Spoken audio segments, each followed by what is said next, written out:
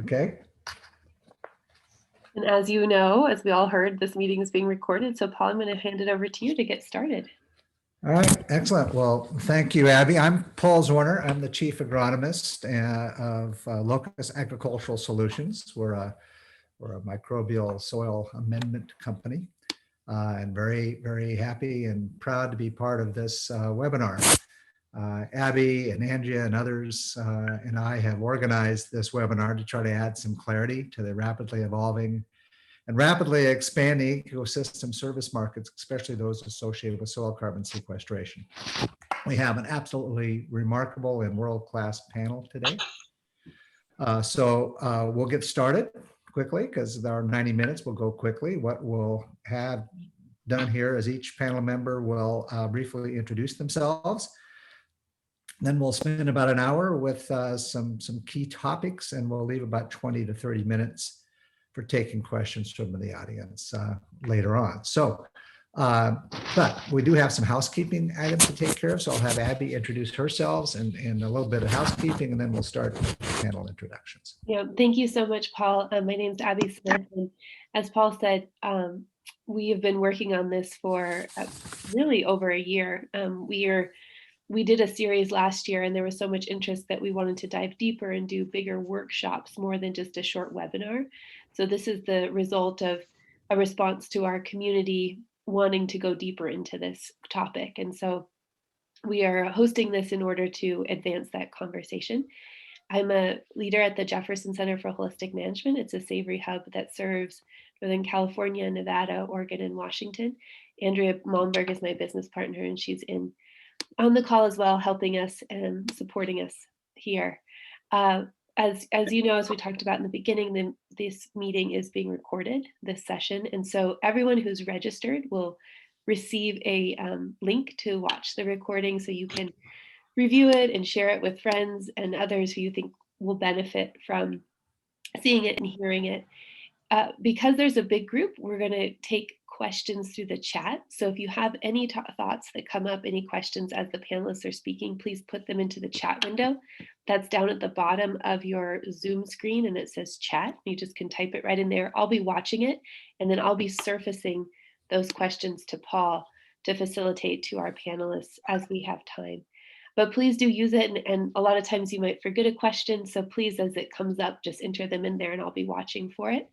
And then also, if you could stay muted while you're not speaking or while the presentation is going on, that will just help us make sure that we have a really clean sound and that everyone can hear our panelists and the questions. So, Paul, I think that covers our housekeeping. Okay, great. So panelists, I'll have you introduce yourselves, and we'll start with Ron. Just take 2 or 3 minutes, and then we'll circle back around and we'll start on some directed questions. So Ron, you want to briefly introduce yourself? Sure. I don't think I'm going to take 2 minutes. Hi, everyone. I'm the VP Product and Region Network Development. We're developing a marketplace for ecosystem services and providing incentives for farmers and ranchers to scale regenerative agriculture and adoption of that worldwide. I have been leading the launch of our and product focused on ecosystem services. Specifically, our program is called Region Registry, along with the tech software to support that, which includes a registry, a digital MRV layer, and a decentralized ledger. Yeah, we're super excited to be working with you all here. We've been working with so far with farmers predominantly in Australia, where we issued several vintages and sold them to Microsoft earlier this year.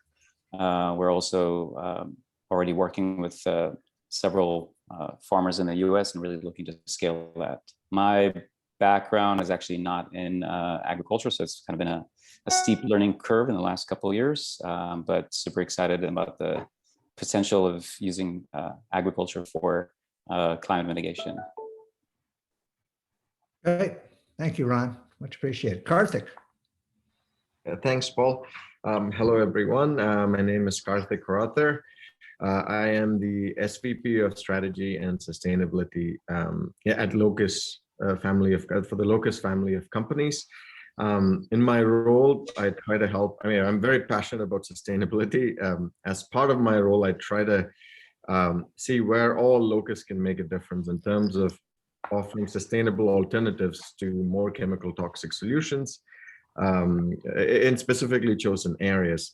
In agriculture, we're working on the whole carbon credit program because we have a product portfolio built to provide both the agronomic and carbon sequestration benefits, in addition to reducing fertilizer use and reducing nitrous oxide emissions from the use of fertilizer. We're also developing products that reduces water use, reduces nitrogen use, phosphorus use, and also provides some kind of a protection against certain kinds of pesticides. We helped generate a major sale of carbon credits last year for a pretty prominent farmer out in Iowa. It was sold, the credits were sold to Shopify, and then more credits have been sold since. We have aligned with other groups and now trying to go in the direction where we think markets are going to be headed. We have a partnership with Blue Source, which is one of the largest environmental solutions providers in the world, and they're known to be the biggest and most decorated in America. Sold over $500 million worth of carbon credits on a variety of different applications. So this is on the cropland side, and then we're also working with Ron's team at Regen on the grasslands and ranchland side. So that's basically what Locus is about. We're also developing solutions that can potentially replace very toxic components of ag inputs that people use. So we're in conversations with a number of companies to see what their appetite is to switch things out. Personally, I'm a management consultant by background. I'm not an agriculture expert, but have been learning. I love you. Have a good day. Why? Go ahead, Karthik. That's me. Oh, okay, good. That's all right. Well, excellent. So, Courtney, you're next. That was a great note to end on. Hi, good morning, everybody. I'm Courtney Pineau. I am the Senior Director of Climate and Agriculture at Green America's Center for Sustainability Solutions. I've been with Green America for the past year, overseeing both our networks. Right now, we had two networks that merged into one, which is now the Soil and Climate Alliance, and then actually an initiative that was born out of the networks, which is the Soil Carbon Initiative, SCI. And I came to Green America from the Non-GMO Project, and it's relevant to our conversation today because I've been working in the space of market-based solutions for the past 8 years, helping to grow the Non-GMO Project from its infancy to kind of the place it is in the marketplace right now. We're hoping to do that as well with the Soil Carbon Initiative. So that's basically a soil to shelf verification program. So we're looking at making sure that we are keeping carbon in the ground. And also we want to find a way to be able to communicate commitments, whether that's at the farm level, at the brand level, or even at the retailer level to consumers. So like many folks on the phone, I would say I have kind of slowly moved into the ag space. I am also still very much on the learning curve about all of this, but love the journey and just happen to be kind of a personal soil geek as well, and continually just amazed by the potential of the soil. So happy to be here. Awesome. Well, hopefully we'll create a few more soil geeks today. Pablo Borelli. Hello, everyone. I am Pablo Borelli from Argentina. Basically a research on grasslands in Patagonia for 40 years. I was shocked when I realized that Patagonia was being blown away by desertification. And I devoted this 4 decades to find solutions for that. And in 2003, we co-founded with my friend Richard Fenton, Ovis 21, certified B Corp. And we are members of the Savory Network. We are the Argentine hub of the Savory Network. And my role is the hub leader for the Savory Network. And I am a field professional too, and I'm an educator. We work on training people and in several countries now, and working on holistic management. And we developed, we were part of the team that developed the ecological outcome verification, which is the metrics that is used in the Savory Network to quantify land regeneration. So I've been in charge of the quality assurance of EOV for a couple of years, and we keep working on the development and refinement of the methodology. Great, thank you, Pablo. That's great. So Julie. Hey everyone, I'm Julie Broshell, the president of Page Wireless, and we are a LoRaWAN network provider, which stands for Long Range Wide Area Network, the leading protocol of the Internet of Things. And the core of our network deployments is agriculture and rural communities. And the goal was to really give producers the tools to better monitor and manage their natural resource use. My career has been spent in irrigation management and groundwater management. And what our role of the company is to provide tools and services so producers can potentially see a premium for their regenerative practices. Thank you, Julie. And last but certainly not least, Lynn Curry. Hello, good morning. Great to be with you all. My name is Lynn Curry. I am an independent journalist. I'm based in Eastern Oregon, very close to Andrea Melmberg. Today, I'm actually calling in from the East Coast. And my background is in professional cooking, actually. I started as a magazine food writer and blogger. But in the past 5 years, I've been focusing on writing about agriculture for consumers, and including organic production, animal welfare laborers, and regenerative agriculture, specifically national outlets like the Huffington Post, Eating Well. I'm a contributing writer for an independent news outlet called The Counter and Civil Eats. Those two are very focused on writing about sustainability for the consumer market. Currently, I'm really hyper-focused. I've been doing a couple stories on the intersection of biodiversity and grazing in grassland ecologies in the United States. So the content of this workshop dovetails really nicely. So it's background research for me as well. So thank you for including me today.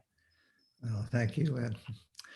Okay, so people know we're going to circle back to each of these panel members, and we're going to I'm going to pose a question to one particular panel member, and then we're going to spend about 10 minutes on that question, and that the panel member themselves will talk for a couple, 3 minutes on the question, and then we'll have other panel members contribute as well. We're going to start with Ron Steinert, and Abby and I and Andrea had a difficult time. We must have had about 50 questions we wanted to ask, but 90 minutes didn't allow us to do that. So we started with Ron, and the basic question was, okay, Ron, what are carbon credit buyers looking for and why?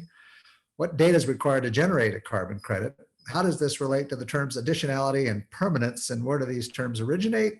And how do they impact grower rancher eligibility and the economics associated with the credit? So that's more than one question, obviously, but they were kind of related. So we put this on Ron to help clarify what we mean by all this. So Ron, it's all yours.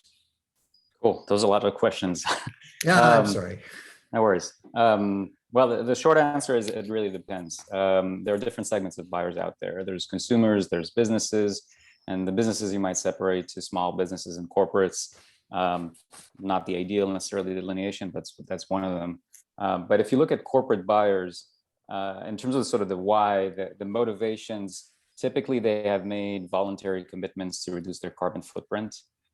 There are also buyers or corporates that are regulated and are mandated to reduce their emissions. And I should say, maybe to step back, there's generally the regulated markets and there's the voluntary markets. Right now, 99% of the carbon market is regulated. Most of it still coming from the European Union, and then following the North American markets. Regen Network, along with a bunch of other emerging solutions in the last few years, and more incumbent ones like Vera and Gold Standard in the last, I want to say, more than a decade, are operating in the voluntary market. And what we have seen that in the last, especially year, I think there's been an inflection point where hundreds of corporations are making climate commitments. And so that's one of the big motivations for buying these credits. They need them to reduce their carbon footprint.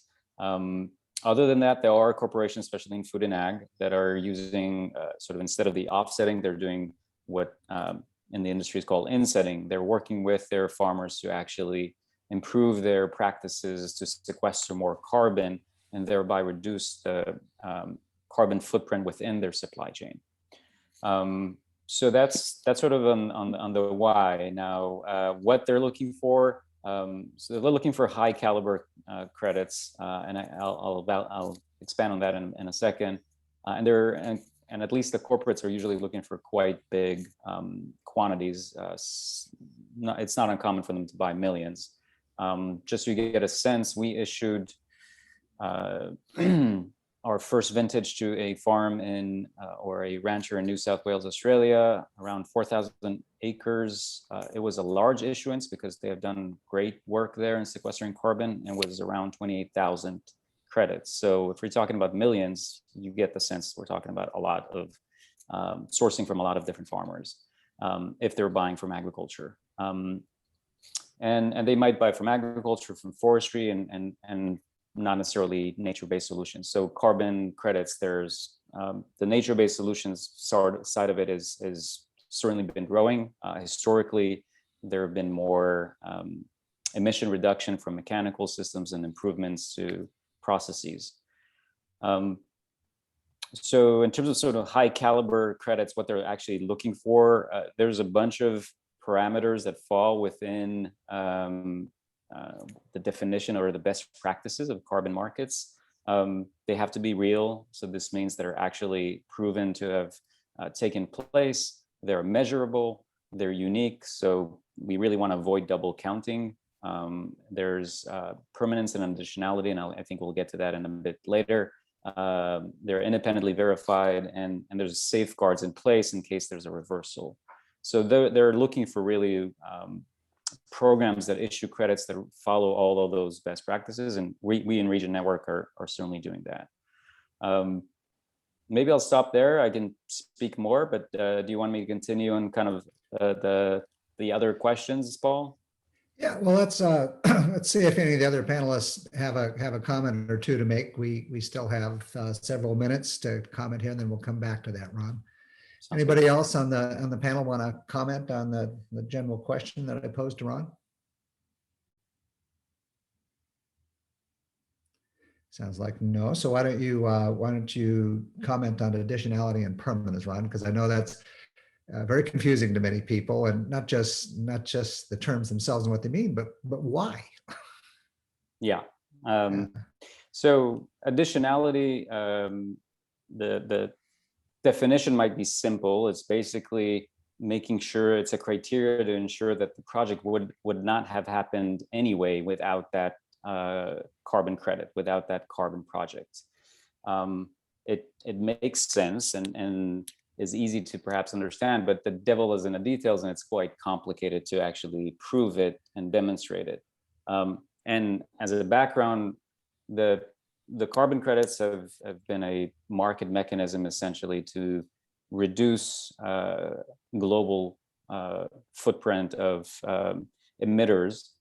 In the Kyoto Protocol, they initiated this, and basically it goes hand in hand with setting caps on different industries in terms of how many emissions they can put out there in the atmosphere. Now, for the whole sort of global carbon accounting to work, you have to make sure that when you're buying this market mechanism, that you're not actually sort of greenwashing or enabling emitters to continue to emit while there's no one actually offsetting those emissions. And that's why additionality has been seen as important. But as I mentioned, it's actually fairly complicated and subjective in actually proving additionality. And so there are different ways of doing that. Typically, the project developer would have to show that there are barriers to adoption, that without this carbon project, they wouldn't be able to do it. But again, it's a subjective definition. And so sort of one of the best practices that has evolved in the market was actually to incorporate the additionality into the measurements of the baseline or the carbon stock at the beginning of the project. So for instance, if you're adopting as a rancher, let's say rotational grazing, and before you were doing conventional grazing, then you would model the difference in sequestration of the carbon from the adoption of the rotational grazing compared to the conventional, and that would be the additionality. Again, there's no sort of one size fits all, and there are quite different interpretations and definitions of that. Now, in terms of permanence, basically, especially with nature-based solutions, there's the natural carbon cycle. Carbon is pulled from the atmosphere, sequestered in the soil, and also released. And so there is the need, first of all, to make sure that the carbon that is measured is actually permanent and not part of that cycle. The other is with land, as you all know, the usage can be changed over time. And so if you have been doing ranching for a while, and then at a certain point you either sold the land to someone else and they started tilling it, the tillage will release the carbon that has been sequestered. And so the carbon that has been packaged and sold as a carbon credit, at that point, the carbon accounting doesn't work anymore, because that carbon is not in the ground anymore. It's back in the atmosphere. And so there are permanence requirements that are baked into carbon credits. The ideal is that as it's stated, that it's permanent. It's actually always going to be in that carbon sink, what's called, which in this case, in the example I gave, is terrestrial. The reality is nothing is 100% permanent. And so the requirements many times can be either 100 years or 25 years. And there's different ways, depending on the standard of the program, on how to actually make that happen. Oftentimes, the farmer would have to put the land under covenant. In other cases, there's a dedicated buffer or allocation of credits that are put there to reconcile any reversals. So maybe I'll stop there, because I probably said a lot. Yeah, no, well, it's certainly a point of confusion, and I think a lack of understanding of people as to how all those rules work. And so I'm going to go to Karthik actually now, because I know Karthik has opinions and certainly experience in this as well. And I had the two of you go first because Karthik's question is related to this. So with Karthik, what we asked him was, what are the differences between compliance markets and private markets that are offering economic participation in some form of an agricultural ranching carbon market, and how do registries of these buyers define quality and credit, and how does that impact upon value? And certainly additionality and permanence play into that as well, Karthik. So maybe you could continue the theme here in terms of trying to help people understand, okay, well, what are people looking for here, and what value might that impact? Thanks, Paul. And Ron covered quite a bit of what I was going to talk about, so I'll try to build on what he said. And Ron, please correct me if you have additional perspective or difference of opinions on some of what I'll share. In terms of regulated and voluntary markets, compliance markets, there are no agriculture compliance markets right now anywhere in the world. There are compliance markets in other industries. And like Ron mentioned, the biggest is in Europe. There's a small one in California, the small ones in a few other places. But what is trending is that everyone is looking at agriculture as a potential future inclusion in like in many different countries, there in inclusion into a program where this is counted. And the reason for that is, I mean, I don't know how often you read the news. I mean, there's an increasing urgency to want to do something about rising carbon dioxide levels. there's been a lot of research that has shown that the cheapest way to get carbon dioxide back into wherever, so in whichever sink, so there are 3 different sinks of carbon dioxide. There's the atmosphere, there's the ocean, there are the soils. There's too much going into the atmosphere. The ocean shouldn't get any more, otherwise, I mean, they're already starting to acidify. Soil is the natural source of carbon. I mean, much of what's being released into the atmosphere is coming from the soil anyway, from underground. So why don't we put it back into the soil? So carbon removal is getting a lot of attention, because one of the things Ron mentioned is a lot of the carbon activities that you think about as electrification, going to renewable energy, they're all about future mitigation, preventing future emissions. Nothing actually works to remove carbon dioxide that's already in the atmosphere right now.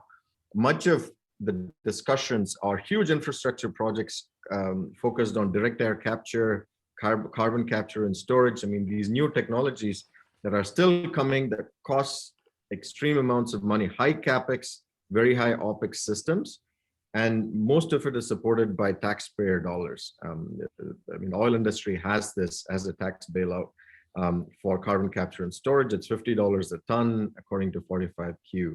So we don't have something like that in ag, but ag is so much cheaper to achieve all of those compared to the technologies that are there. So there's a lot of interest. Europe's basically said they're going to look into it to potentially start including it into their cap and trade system starting in 2024, 2025.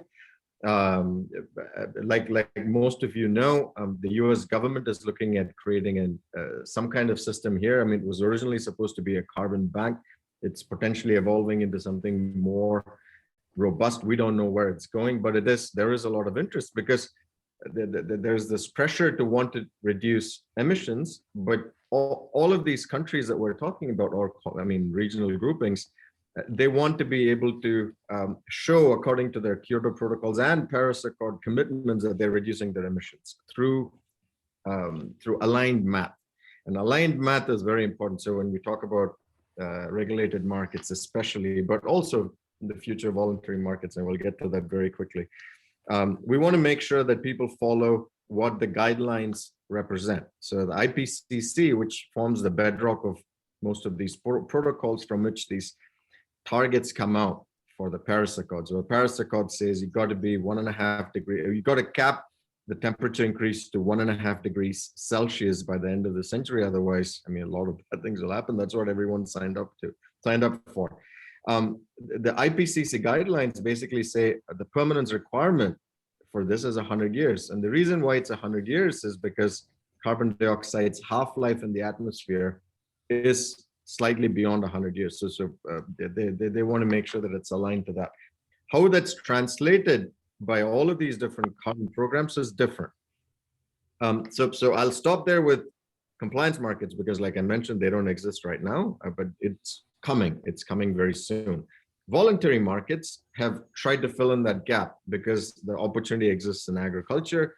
And by the way, voluntary markets also exists in quite a few other industries. For example, going from firewood stoves to solar powered stoves. I mean, or even going from like fossil fuel power generation to wind power. You can generate carbon credits in the voluntary market. The biggest players in the voluntary market are 4 registries. So the biggest is Verra, second is the Gold Standard, and then there's the Climate Action Reserve, and the 4th is American Carbon Registry, ACR. So 2 of them already have published methodologies on carbon credits, how to develop and generate them in cropland agriculture, and Verra has it in grasslands too, and ranchland. The Gold Standard is, from what I heard, developing something. They're already in collaboration with Bayer for their carbon program, though it's not called a carbon program. We'll go into all the nuances in a subsequent conversation. But that's kind of like those are the 2 main groups, 2 main registries that have a carbon methodology. And then there are a lot of private players. So we can name people like, Nutrien, SIBO, NORI, ESMC. I mean, they all have methodologies that they have developed through which they hope to generate credits that they hope to again then sell to buyers. The key thing there again is that if the IPCC guidelines are not followed in the development of the voluntary credit methodology by these private players, there is the risk that the buyer of the credits, because the buyers are buying these to offset their footprint. Yes, there are some buyers who are progressive in the sense that, oh, we want to do something for the planet, we'll buy these. But the most of who will be buying these in bulk, in volume, are those that want to offset their own footprint as they also try to internally reduce their footprint. So if it's not aligned to IPCC guidelines, you run the risk of these buyers realizing that and pulling out of buying future credits from somebody's private program. So it's something for all of us to watch out for. We want to make sure that the IPCC guidelines are followed. So that's kind of the difference between these private parties and the compliance markets. Like I mentioned, no compliance markets yet, but it's coming. Sorry, long answer. Thanks, Karthik. So maybe either you or Ron can comment a little bit in terms of, okay, what value does a carbon credit have? I mean, how much, what's the dollar value? You want me to take this or? No, please. It really, so there's multiple factors that go into the pricing. Generally, I want to say that this market is not a, what you might call a sophisticated financial market yet.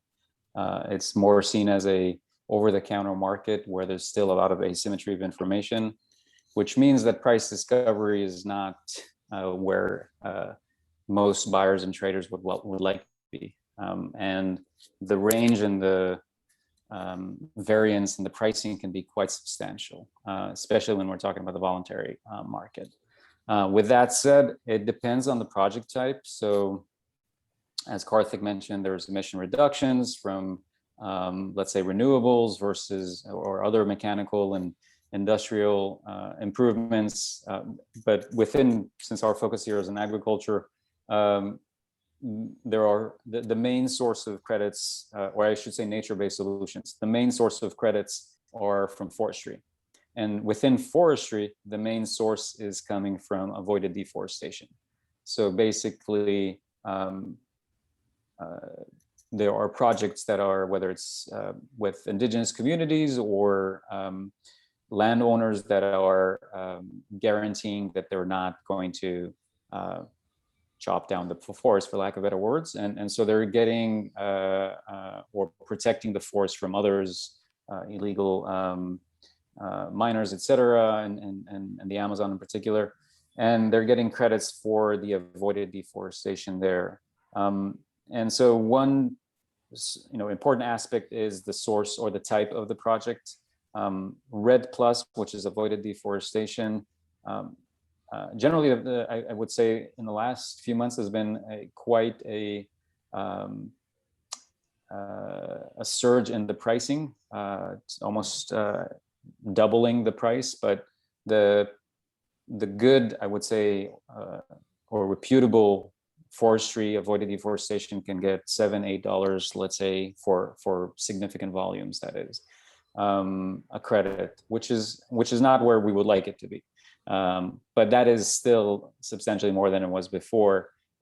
Solar organic carbon is much more of an emerging, segment, and we've seen pricing substantially higher than that. And like I said, there's a full range of projects, and I've heard even crazy one-off small vintages that are bought even in the hundreds, but those are not representative of the market at large. I think seeing solar organic carbon in the $20 a ton range is something that is definitely feasible in the coming year, which is very good because it certainly makes the economics of these projects a lot better. The other point I should mention, and I'll let Karthik kind of add more color. We didn't really get to speak to it, but there's what's called co-benefits that many times are packaged with these projects.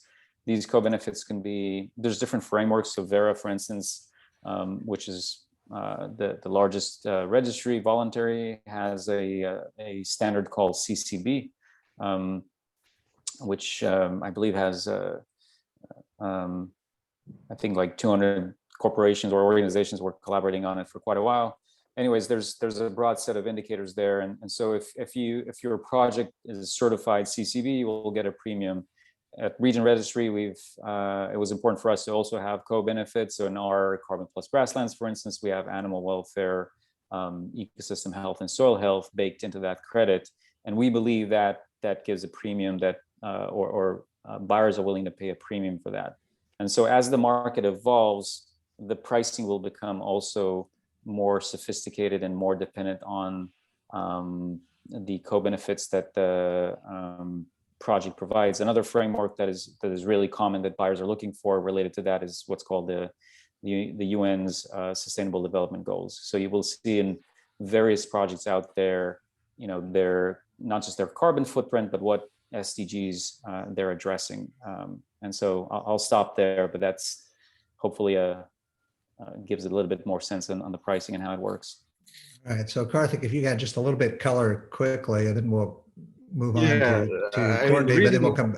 Yeah, go ahead. Yeah, just to build on Ron's, and by the way, IPCC is the Intergovernmental Panel on Climate Change. I saw the question pop up. Yeah, thank you. Yeah, it's this voluntary group of scientists around the world who help generate consensus that goes into what the organization that's called the UNFCCC, I think United Nations Framework Convention for Climate Change, if I got that right.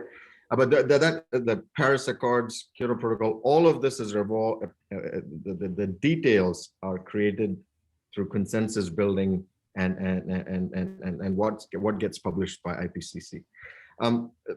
Just to add a little bit onto Ron's point of pricing, like I originally mentioned, most of the projects globally are about future emissions mitigation, like electrification, going to renewable energy, things like that.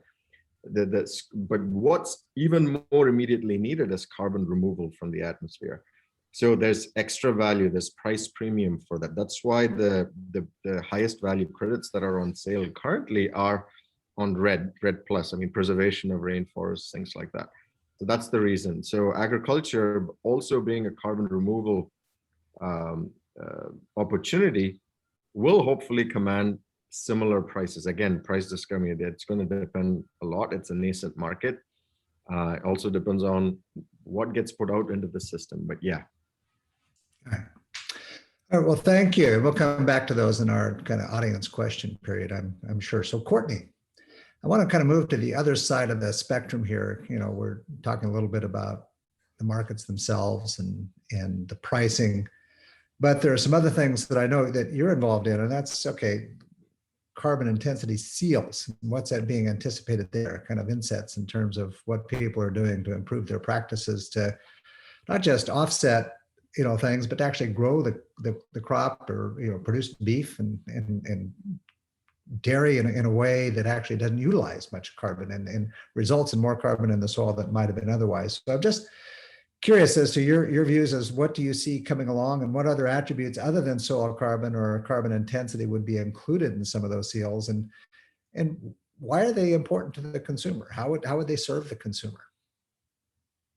Sure. So it's interesting because when I think about carbon intensity seals, I think a lot about maybe some of the seals that we're seeing in the EU at this point, which are more focused on carbon footprint. I think in the US, certainly within the transportation sector and transportation fuels, we're seeing some carbon intensity seals, but they're still very much in their infancy here in the States. When we're talking about insetting and we think about, we have some great players in the space right now in terms of what Savory is doing and regenerative organic certified. I know that WRI just recently came out with their Cool Food Meals, which is a certification program that happens kind of at a restaurant level that shows greenhouse gas emissions and gives people essentially like a nutrient scorecard, but for carbon.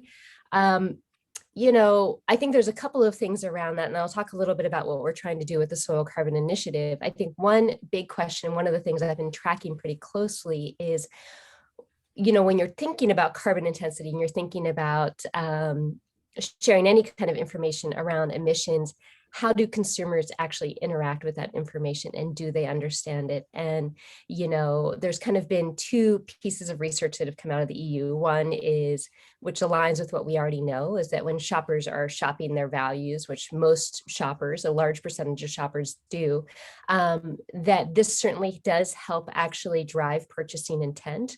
But there's also a lot of confusion, and how that translates to the food market, I think, is still to be determined in some ways. Like, for instance, if somebody's buying a vacuum and it has a carbon intensity seal, there's confusion about, does it actually translate to when I'm using the vacuum, for instance, in comparison to like what happened in the manufacturing. So how consumers on the food side, for instance, will interact with that information, or when, you know, for instance, if you're buying biofuels at the pump, how they interact with that information, I think is still yet to be seen. From our perspective, you know, the way that I look at it within the Soil Carbon Initiative is kind of what's in focus and what's in frame. And so what's in focus for us is carbon, keeping carbon in the ground. But when we think about what's in frame, we also have to think about what's actually going to motivate consumers' purchasing intent. And so to kind of use an example from my experience, for instance, in the non-GMO world, you know, we're looking at testing and making sure that, you know, if you don't test, you don't know if a product contains genetically engineered ingredients. But really, actually, what resonated with shoppers was this idea of GMO transparency, that we all have a right to know what's in our food. So, you know, when we go out and we look in terms of messaging to consumers, you know, consumers just aren't really there yet on carbon. And so, you know, one of the questions I'm holding is, how do we design something for where consumers are today, and then also where consumers are going? And what we are finding, and this research is continuing, but it's happening very much real time right now, is that some of those other areas in terms of what might be in focus, things like biodiversity or water quality, or, you know, just a healthier planet for people's children, those kind of things likely will have to be in focus as well. It doesn't mean that we take our eye off the ball on carbon, but we may have to find a seal and a message that actually will help motivate consumers' behavior. And I mean, ultimately, what we're looking at is that market-based solution of, if we can drive consumers to actually go into the store and shop their values, that could actually help continue to fuel a shift in the supply chain.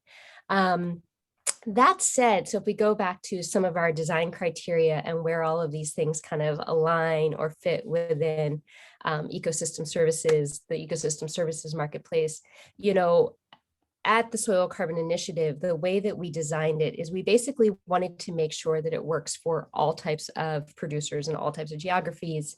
You know, we want to meet folks where they're at. So not just organic, we want to be able to work with all types of producers. And the way that we've done that is basically we have two different tracks. We have a self-reported track, and we also have a verified track.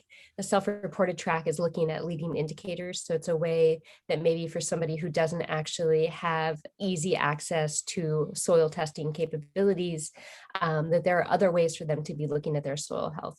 For somebody who actually wants to make a verifiable claim, you know, then there actually are protocols around what that soil testing would be. And then if you take that a step further and say, and we're actually working with Vera on this, of how would you use something like the Soil Carbon Initiative, but also dovetail that into the carbon market. And so we want to make sure that our protocols are at least an initial step on that path towards being able to engage in one of these carbon markets.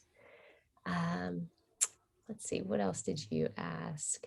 You know, other things outside of carbon that might be included, and these are things that we're looking at within SCI, Soil Carbon Initiative, you know, is general. So of course, we want to look at overall soil health, water quality. We're certainly interested in biodiversity above and below ground. You know, there's other co-benefits as far as rural economics and climate resiliency. But again, I think the biggest thing is we want to make sure that we're not trying to boil the ocean as well. And so coming back to, all right, we're looking at carbon, what other co-benefits do we want to have people making commitments around? And then how do we interoperate with other folks who are best in class in terms of some of these other areas? Because it's probably pretty obvious it can get pretty big pretty quick. Great, thank you. You know, what I'm going to do because this relates directly to EOV and what Pablo has been working on for the past 40 years. And I just feel very honored that Pablo has joined us today, because my question for you, Pablo, was how do we raise awareness and gain recognition with consumers that agricultural practices and environmental benefits are clearly related. That raising cattle, for example, doesn't have to be an environmental burden. In fact, it's just the opposite. We can do some remarkable things with kind of the regenerative practices that you've worked on for your entire career. And so how do we communicate with consumers was one question to you, but I do think it'd be worthwhile to talk a little bit about lessons learned from your EOV and the work that you've done there, because it's such a wonderful example of how some of these things have worked for a long time and what progress you've made. Well, thank you, Paul. The EOV is a collective effort to put metrics on land regeneration. You know that the concept of regeneration is relatively new for the people, but now that it is getting more common, there is a big risk of greenwashing, or using the word until it doesn't mean anything to anybody. So we wanted to put a metric on it, and we designed EOV with a holistic approach. It was after starting working with the holistic management concept. So yes, we see land regeneration process in which biodiversity, water and soil carbon and soil biology are all interconnected, and so we try to create a method that deals with measuring that, and we wanted to stay in a good balance between scientific soundness, generate robust data, but also keep in of being scalable and not too expensive. So we decided which was the minimum effort to really get good information for the least effort, the least cost. And I think that that makes EOV quite unique, because we have been able to develop a method to measure water infiltration, biodiversity, and soil carbon. And we are able to generate a concept of regeneration units or ecological outcome units, which includes carbon, but also the so-called co-benefits. And the other thing very important for EOV is that is an approach that it's a kind of grassroots. It comes from people that are working at the field, and it has a strong quality assurance network. So it's not only the method, but it's only the way to apply the method correctly. So all the savory network with the hubs, and the hubs are trained to be hub verifiers, and we have EOV monitors trained in 5 continents that will do the work with precision and with this surveillance by the Savory Institute. So Savory Institute has become the verification body for those hubs that are independent, entrepreneurial, but they are providing EOV different places of the world, but the information they get is consistent, and it's solid, and that would allow us to be a player in the voluntary environmental services markets in the short term. So it has been a great process of collaborative development, and we have now EOV being applied in different places, and we have a database, a platform that is fantastically holding all the information and making available all the information from all the world in one platform that is geo-referenced and that can be used not only for learning more, but also to provide verification of environmental outcomes and also for scientific purposes. So we are very happy to achieve this at this moment.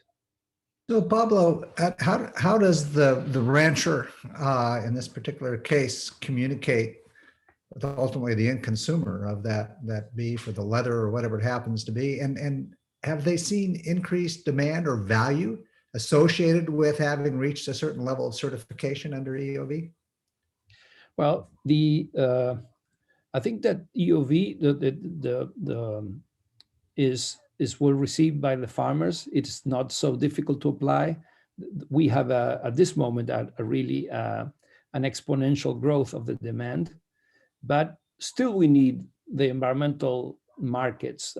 It wouldn't make sense for us to develop EOV just to inform the farmer if he's doing a good job or not. We don't need such a sophisticated way to do it. So we want EOV for environmental services markets and also to differentiate products. And that is when here comes Land to Market program, which is developed by the Savory Institute, in which we want to use EOV to back up the claims of regenerative products from livestock operations, and we'll have several companies sourcing their raw materials from regenerative farmers through the land to Market program. So I think that it's essential to get to the final consumer with the right information, with information that is reliable and telling the story that the product that they're consuming comes from land that was coming back to life and not the opposite. And you know that the communication, it's really a crucial thing, because before 2040, we will be rising to 450 ppm of CO2 if things go like they're going now. So keeping business as usual, we are only 17 years from getting to 450. And that will mean really something much worse than COVID. That will be really a big emergency for the whole planet. And we only have less than 2 decades. It is communication here and raising awareness. It's so crucial. And you have at the same time a lot of people that think on good faith that switching the world to plant-based diets could save the planet. And I think that is a terrible mistake in terms of eating animal food or vegetable food is not the right question in terms of climate change. We need to ask, where does this food come? And was this produced in a diverse community with healthy ecosystem processes? And did we have some carbon sequestration together with this producing this beef or these eggs? And this is the right question, and it applies the same for vegetables, for plant-based diets, because they can come from industrial processes that could be so damage to the environment, or could be from regenerative crop production or fruit production. So it is very important, the communication, and I think we need a collaborative effort from journalists, writers, media, of course, the networks that are climate activists, all the networks that are working on on regenerating land, we need to collaborate, and we need to make the signal very, very, very loud, because in the catastrophe is that we are reaching 450 ppms, and in the meantime, we are a lot of voices are pointing to non-solutions, and we are wasting precious time. So Right. this is the importance of EOV, is to measure regeneration and to provide support to environmental services markets and also to products through land to market. Okay, well, thank you. And certainly, it's all hands on deck. And you talk about measurement, and I want to make sure we have some time at the end for some general discussion. This time is going much more quickly than I would have thought it would. So let me move to Julie, because Julie, I know you're all about measurement and the ability to measure. So it's a laborious process. I know people that we work with oftentimes say, well, I would like to do these things and participate in these markets, or to understand my practices and whether they're actually contributing to drawing carbon out of the atmosphere, as Pablo just eloquently talked about the need for. So could you give us some views of your anticipation of what the future looks like for automated data entry from various sensors and farm equipment, and how do you resolve connectivity issues where oftentimes you're driving through certain parts of any part of the world here, and your cell phone won't work? Well, if your cell phone's not working well, your sensors aren't going to work, and be able to load things in the cloud to help people understand whether they're doing things that contribute to soil carbon sequestration or not. But anyway, your views, Julie. Yeah, absolutely. So I think we can all agree it took COVID to really shine a light on the connectivity issues in rural areas globally. And at the end of the day, that's really asking our producers to kind of operate in the dark. For several times today, the need for verified proven data, and also the ability to tell our story, and the ability for producers to tell their stories so that we can come up with plausible solutions to climate change. And that takes data. And so as COVID has shown us, there are certainly several initiatives to bridge the rural divide. And with that comes amazing new technologies, really LoRaWAN, for example, a long-range wide area network really designed for rural areas to bring connectivity where our cellular providers just don't want to go, or don't see the business plan to go. And with that comes the ability for producers to adopt low-cost sensors. And that data is going to show them how to make more efficient decisions with water quality, et cetera. But it also is going to deliver the data that's needed to drive that story to the consumer of animal welfare, how many times the producer was in the confinement space or visited the animals, and that they had sufficient feed and that they had sufficient water. And that's really, I believe, the foundation to the ecosystems market, is connecting our producers so they tell their story. And also the markets as a whole get metrics so that they can base their benchmarks, and really plays a role in creating the additionality as well. So what things can you measure right now with sensors, Julie? And I know you do a lot of work on water, and certainly, water is an important part of this. Maybe you could expand upon what things you're seeing out there right now that people can use to actually monitor what's going on in their land. Absolutely. So right now, you can monitor almost anything. We have nitrous oxide sensors, ammonia, methane sensors, really for livestock operations. So producers understand if there's a critical issue, one, they can adapt to it and take action immediately, but that same data is able to be used in the ecosystems market and hopefully drive a premium back to the producer for making those efficient decisions. We also have irrigation sensors. So how much water is being pumped, what water levels are in the root zone of the crops so that they won't over pump or over irrigate. Chlorophyll sensors, leaf wetness sensors, all the way to RFID tags for livestock and showing their health. So they could be 3,000 miles away from the producer for the land management, but they're not having to drive out to the feed yard or drive out to the grazing operation. That data is coming back to them real time. And I think and when we're talking about these markets, that's a huge, huge piece of sustainability, is allowing the producers to make real-time decisions, not driving 3,000 miles in some instances to do so. Yeah, great. Thank you. Tell you what we're going to do, it's 9:30 here. Let's go to Lynn, and then we're going to open it up for general questions. And I have a few questions I'll pepper the panel with, but I'm sure some of the audience will as well.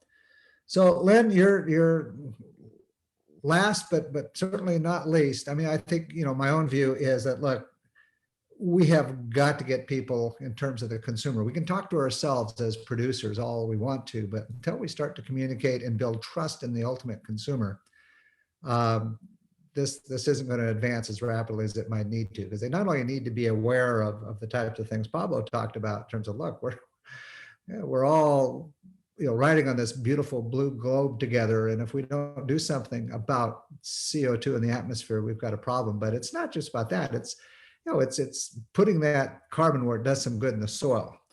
And you write about food, how it's produced, how those methods impact nutrition and quality.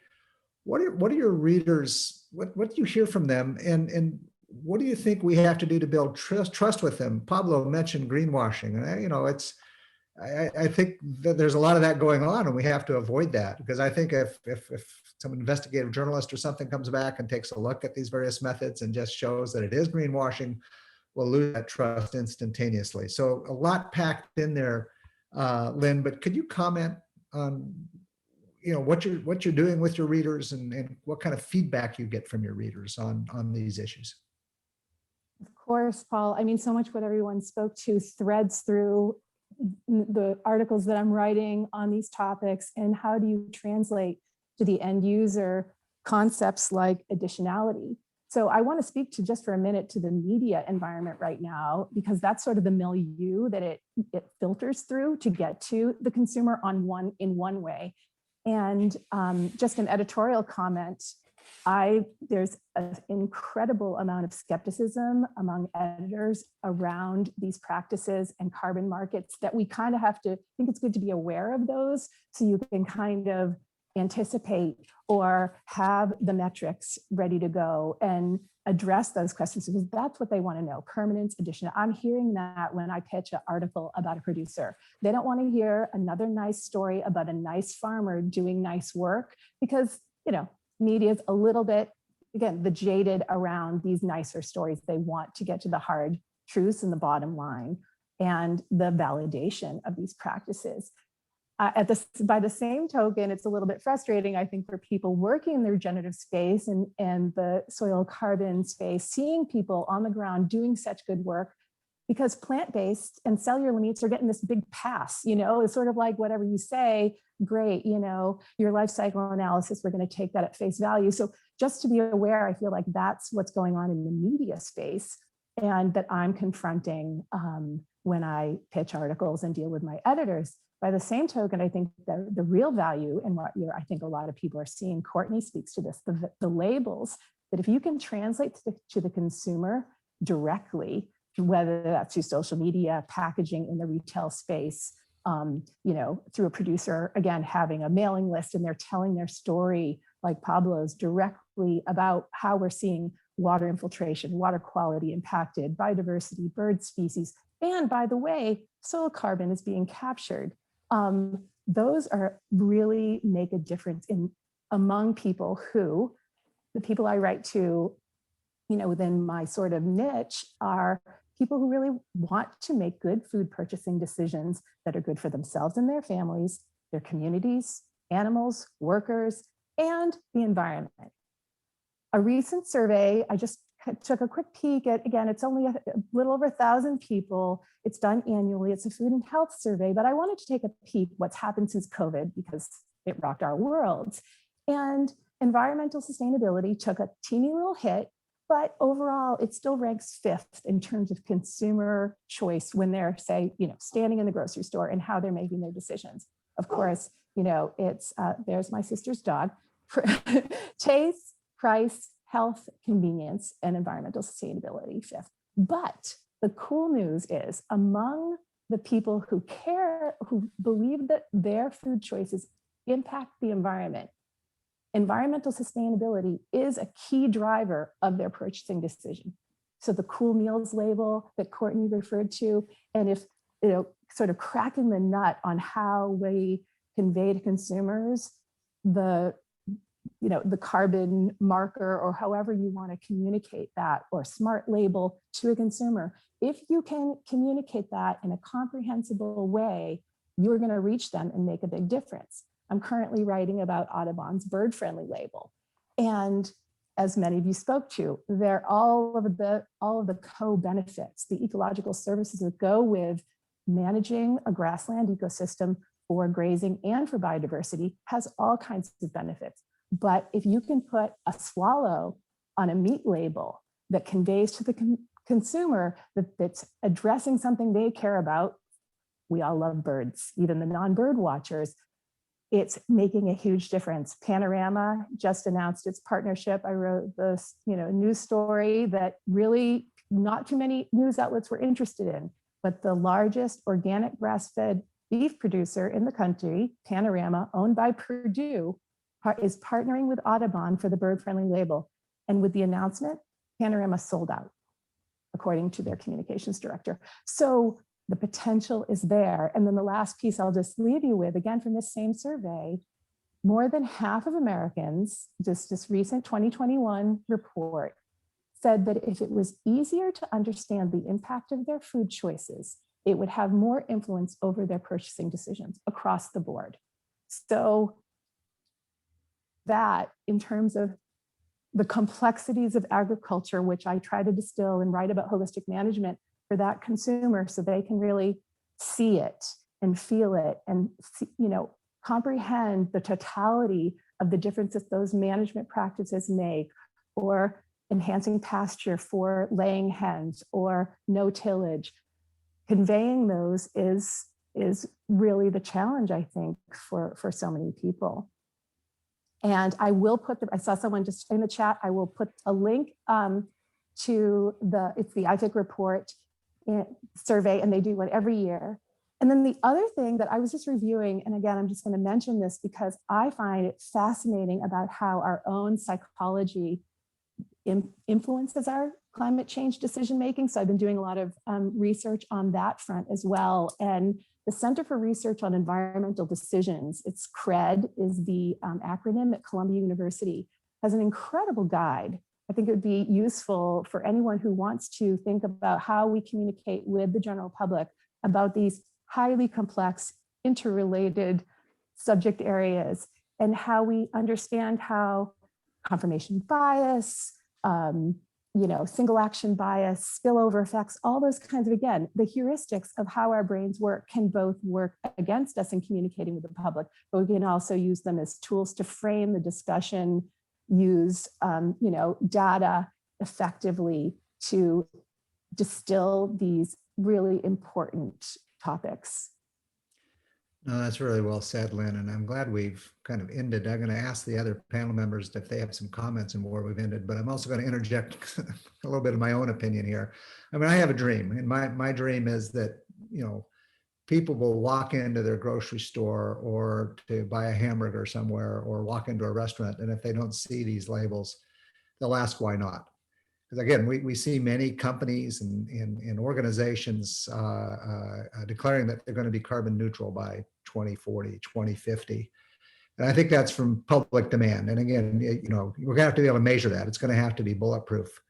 But I think it all comes back to public demand. I think if we can ultimately do the types of things that you just talked about in terms of reaching out to people, helping them understand why this is important, and create, almost 7 billion activists in the world, I think we'll see change very rapidly, and we've got to do that.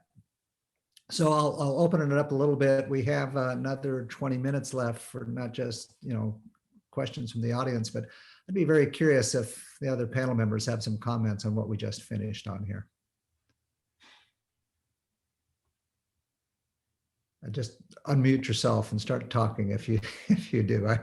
I'm pretty sure Karthik and Courtney would have one. Yeah. So Courtney, how about you? Sure, I can jump right in.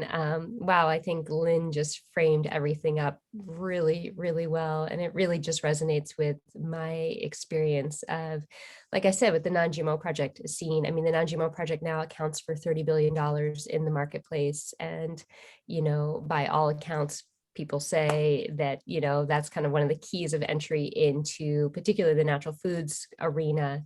But I think moving into that place where, you know, a carbon seal or some type of seal that communicates that and maybe the co-benefits is really driving consumer purchasing intent. I think it's just another key lever in the system. By no means is it the only lever, but I think it's a big one. And so how we get there though, it's going to take time. And I think, you know, Lynn, what you were kind of laying out, you know, that kind of overall united front, whether it's in, you know, Paul, as you said, like your dream of people walking into a store or a restaurant, at the same time, they need to be hearing those stories over and over again in the media. You know, they need to be seeing it when they go on their computer and they're on Instagram or TikTok or whatever platforms people are on, so that they're hearing that multiple times. And my fear is that right now, because climate change feels so unwieldy for people, they oftentimes shut down. It's like, oh, carbon feels esoteric. You know, it's easier to resonate with birds or something around water, you know, but carbon just feels like people have no relationship to it. And so I think it is going to take that research and that understanding to understand how do we get into consumers' hearts and minds, and then we make sure that there's really a bit of a united front around this. And I will say it's one of the things I really appreciate about this space is that there is really a sense of a collective, a united front that's working on this. And, you know, I think that we're going to get there, but Well, Green America is a big part of that. So, you know, but I appreciate what Pablo was saying. There is a strong sense of urgency. We need to get there soon. Okay, so Karthik, I'd like you to comment on this, but then Julie, I want you to look at Cole Allen's comment on the chat, because I think that's a really critical question. I know you have some views in terms of automation. So if you think about that while Karthik comments about what we just finished with here. No, I think it was an excellent conversation, went through both the need as well as, I mean, where the demand's likely coming from, but also, I mean, some of the issues. Things do need to get easier. It's tough right now. I mean, people are trying to make it easier.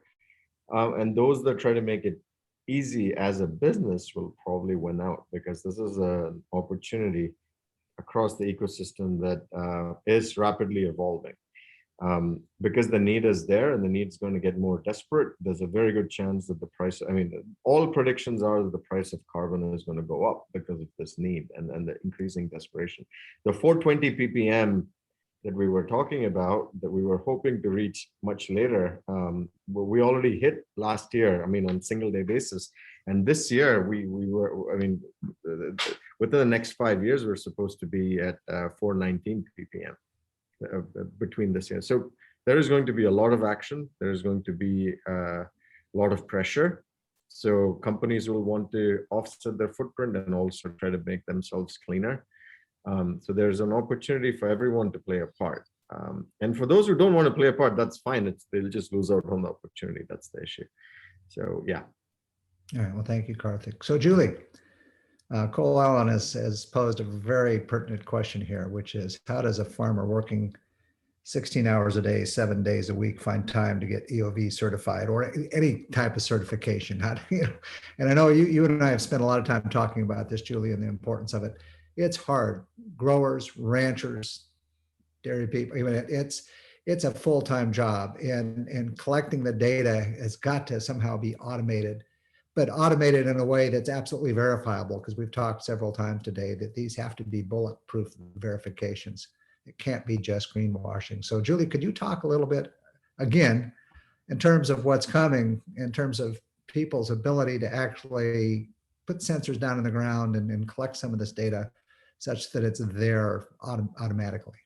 Absolutely. And Cole, I will say what I'm most excited about where we are today is the need and the collaborative approach that we're taking, that this panel is taking today to figure out these solutions. I think agriculture as a whole And producers are very patterned into kind of siloed solutions. You know, you don't own your data. It doesn't necessarily work for you.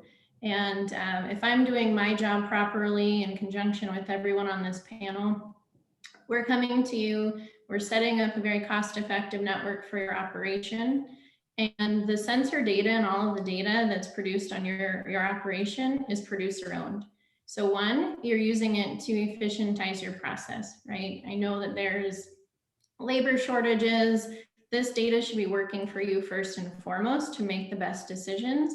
And then ultimately, we work with you in a collaborative approach with several of our partners here on the panel today to identify what sensor data is going to be valuable for the carbon market and what's going to help you get certified.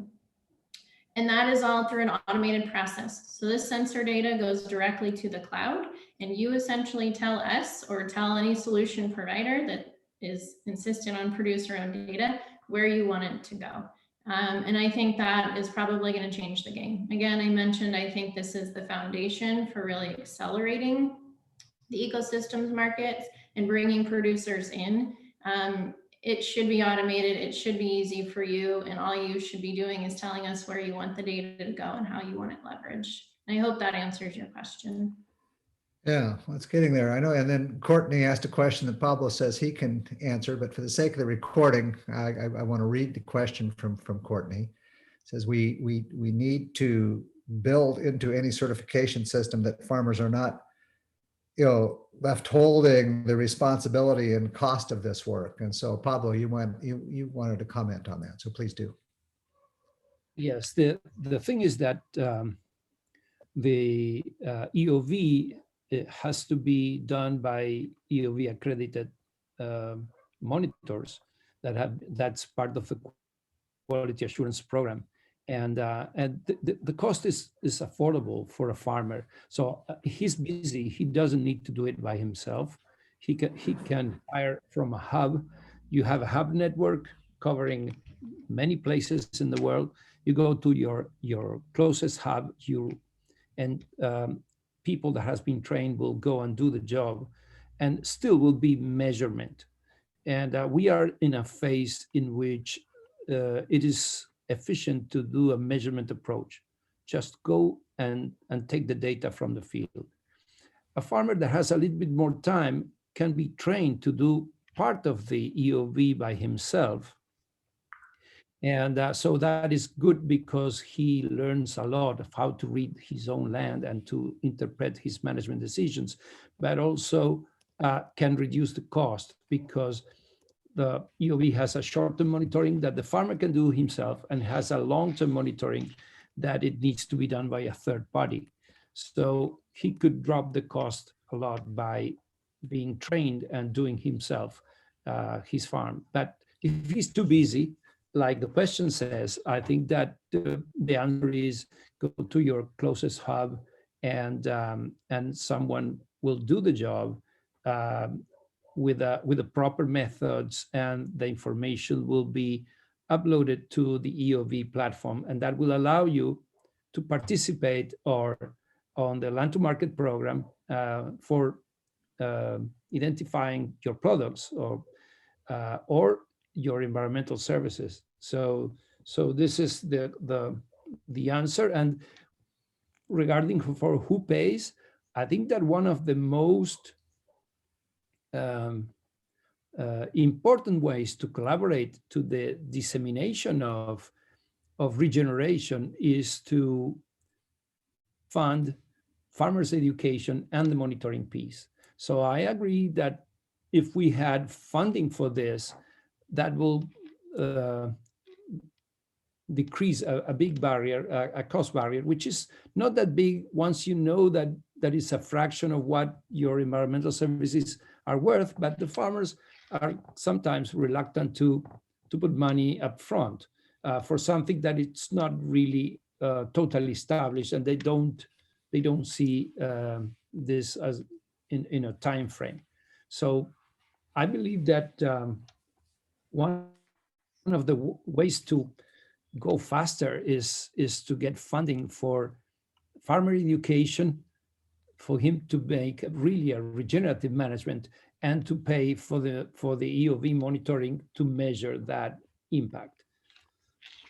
Yeah, thank you, Pablo. You know, there's actually several bills. The new Farm Bill, Ron Wyden, senator from Oregon, has $100 million a year, you know, anticipated for the next Farm Bill to help pay for those things. But I'd also like to mention, and maybe Karthik, you, if I get anything wrong here, you know, please correct me or add to it. But you know, Locus, who Karthik and I both work for, has what we call our Carbon Now program, and soil carbon, you know, measurements. We believe that, number one, you can't optimize what you can't measure. You have got to have very accurate soil carbon measurements, not just for the markets, but for the grower themselves. And it's a very burdensome process. And so we do that and we pay for it.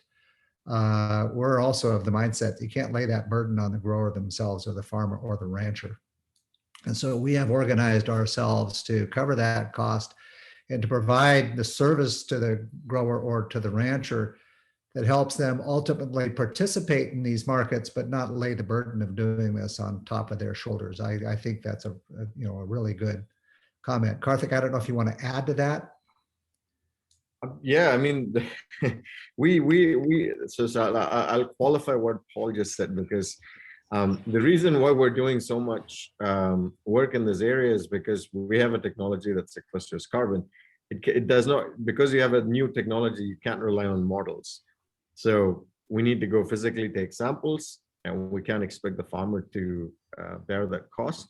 But we believe that the future for this, and I mean, for whoever is going to be building technologies for carbon sequestration, has to rely on congruence of technologies such as satellite remote sensing, drone-based or field-based sensors. So we got experts here from both, from Region Network and Page Wireless. So they'd be able to talk a lot more. But I think that's where the market needs to go to make it simple, easy, and scalable for the farmer.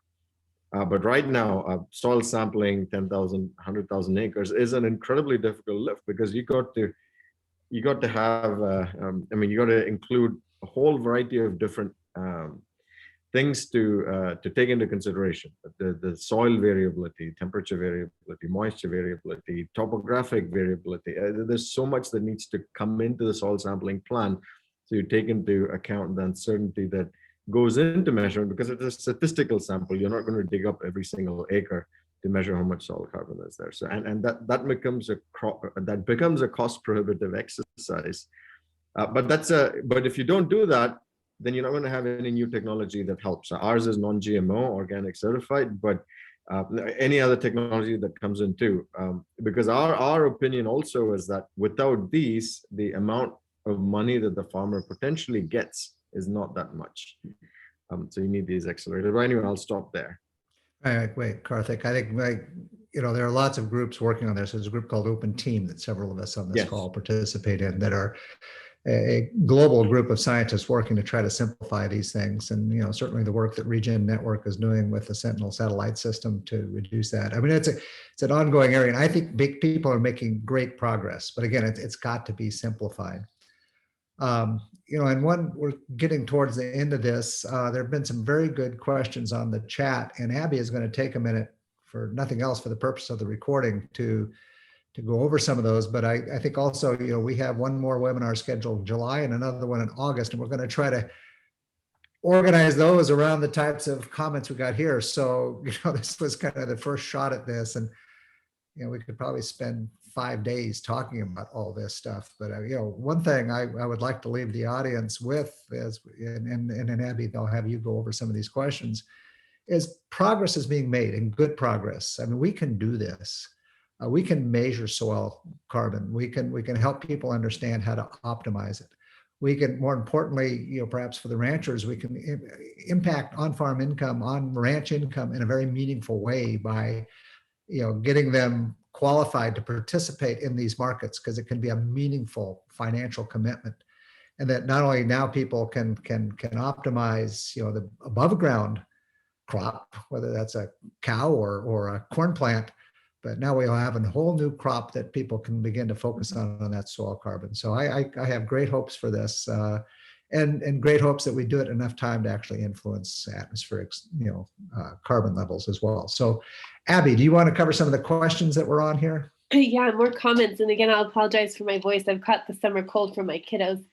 There's just been such rich dialogue in the chat. So I think there's it's a real value to show up in person if you can, because there's things I can't capture. I just wanted to point out that Lynn has added, left 2 links in there, that is to the Columbia University study and to the Food and Health Survey. I'll include those also when I send out the recording.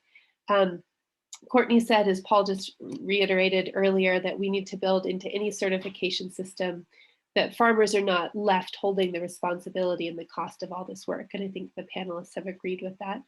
Andrea Malmberg from Eastern Oregon says, as a rancher and EOV monitor, EOV helps my management. I learn from the data to become more profitable, even without engaging in ecosystem markets. And then Augusto Salonio says, where can I find carbon market finance education? So that might be something we look into. Erica asked, Andrea, would you be willing to share how you monitor? Are you working with a hub? Lynn says, does Karthik or Paul have any comments about compulsory versus voluntary markets? Then Andrea answers Erica, and she says, I'm a partner with the Jefferson Center for Holistic Management and an EOV Master Verifier with the Savory Institute. I'm so grateful for all I've learned from Pablo. Me too. And then Karthik answers about the compulsory markets and the voluntary markets. Maybe Karthik, you want to say that in your own words for the recording instead of. Okay, yeah, I put it in the chat. There are no compulsory markets as yet for agriculture, but it's likely coming very soon for the EU and California, and other places too soon. Pretty much everything that's there is voluntary. Even the Australian Emissions Reduction Fund, which forms a template for a lot of people, is voluntary. The voluntary market is broken down into registry, like you can separate it into registries and private players. And then you'll have project developers that work with each. So those are the different carbon programs that you have in the market right now, and that's growing. So one important consideration for growers is you want to make sure that whichever program you want to sign up for is aligned with IPCC principles, because of the issue risk that the buyers will not want to buy credits long-term because it's not aligned. Absolutely. Karthik, I was curious if you dared to venture an opinion on the compulsory markets, because I'm hearing some fellow ag journalists sort of, talk about that quite a bit. And do you see more coming? Do you see any of that coming? You mentioned California and Australia. Is that going to be a growing area in the carbon market space? Again, this is like going beyond agriculture now. There's a tremendous sense, and we're talking about carbon capture, the oil industry. I don't know how familiar people are with the new reports that came out that for the first time ever, Shell was asked to up its commitments to 45% reduction in its footprint by 2030 instead of the 25% that they had signed up for. The court ordered them to do this. Exxon and I think it was one other company had a shareholder revolt, and they actually had 4 new board members appointed specifically for the purpose. These were not climate activists. These are general investors basically saying you cannot continue with this business as usual. So what's going to happen is that there's an increasing divergence, and it's already being seen between the goals that the Paris Accords have set to where each of these different countries are going, and also how it's being accounted for. And it's diverging in the sense that we're not going to hit our goals. That's going to result in, and some of the lobby groups are saying it could result in the form of a carbon tax, or it could result in higher investment in regenerative opportunities, such as in agriculture. There was a recent signature campaign where a whole variety of different farming groups wrote a letter to the Senate saying, please, as part of the infrastructure plan and that's being negotiated, please include agriculture in it, because we could have a part to play. You'd find about 300 different farming groups of all political persuasions all signing up for this, because this is coming, and it's going to result in something. Could be in the form of a tax, it could be in the form of more mechanisms for people to take a part in, but it's only going to get more aggressive rather than not. I don't know. I mean, I hope that's Yeah, helpful. no, I mean, there's so much to discuss here. Thank you, Karthik. So we are at the end here. We could go on forever, I'm sure. And, you know, again, thank you to our panel members.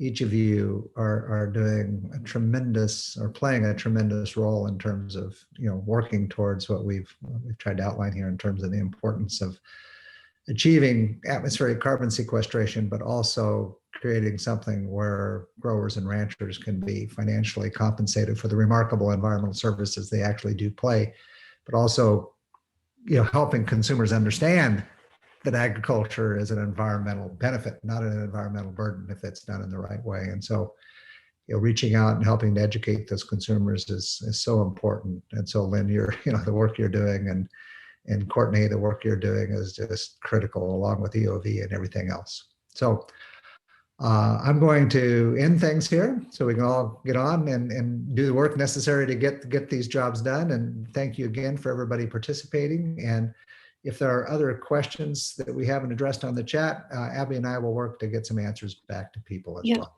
Yeah, So, I'm gonna share my screen really quick. I know we're a little bit over, but just wanted to give you my contact information so you can, you know, I'm on WhatsApp with that phone, or you can text me there, or Abby at Jefferson, and then I can distribute your questions and connect you to the different panelists. I think it's so important that we stay together, stay in communication, and work together to address these critical and timely issues. So please join us again on July 12th, and we will have more information about that coming soon. So everyone will be invited to our next conversation. Thank you so much. Thank you, Abby. Yeah. Bye, everybody. Great Have a job. great day. Yeah. Thank you. Thank Bye-bye. you. Bye, everyone.